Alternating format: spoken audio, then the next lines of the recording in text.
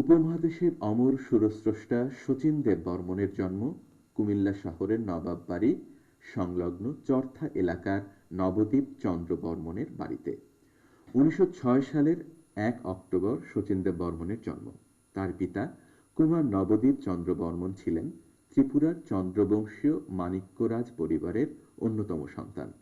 ত্রিপুরার রাজ সিংহাসনের লড়াইয়ে পরাজিত হয়ে কুমার নবদ্বীপ চন্দ্র ত্রিপুরা ছেড়ে কুমিল্লায় চলে এসেছিলেন।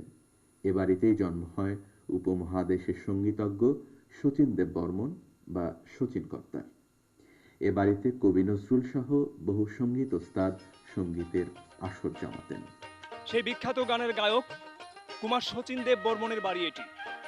কুমিল্লা শহরের এই বাড়িটি বর্তমানে খুব পরিত্যক্ত অবস্থায় আছে। উপমহাদেশের প্রখ্যাত সঙ্গীতজ্ঞ কুমার শচীন দেব বর্মনের এই বাড়িতে বিদ্রোহী কবি কাজী নজরুল ইসলাম এসেছিলেন।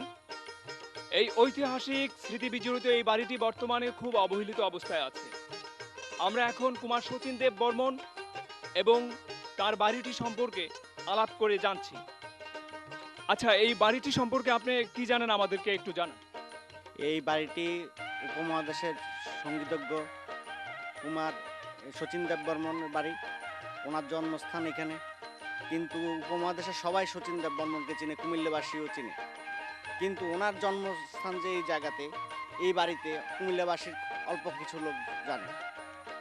উনি 1906 সনে 1 অক্টোবর এই বাড়িতে জন্মগ্রহণ করেছিলেন। ওনার কিশোর জীবন, বাল্যজীবন কুমিল্লা শহরে কেটেছে। উনি কুমিল্লা ইউসুফ স্কুলে পড়েছেন, উনি কুমিল্লা ভিক্টোরিয়া কলেজে পড়েছেন। উনি তারপর কলকাতাতে যান, তারপরে সুর সাধনা করেন। ভারত সরকার ওনার কর্মকাণ্ডের কারণে ওনাকে 1969 সনে পদ্মশ্রী পদকে ওনাকে ভূষিত করেছিলেন।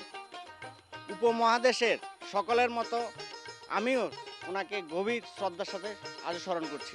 আচ্ছা, এই বাড়িতে বর্তমানে কারা থাকে? বর্তমানে এই বাড়িটি পরিত্যক্ত এবং অবহেলিত, এটা সংরক্ষণের কোনো ব্যবস্থা নেই। এখানে বর্তমানে সরকারি হাঁস মুরগির খামার করেছে এবং আমার মনে হয় এটাকে সংরক্ষিত করা উচিত। এবং শচীন কর্তার মতো লোক এই কুমিল্লা শহরে জন্মগ্রহণ করেছে, এটা আমাদের অত্যন্ত সৌভাগ্যের বিষয়।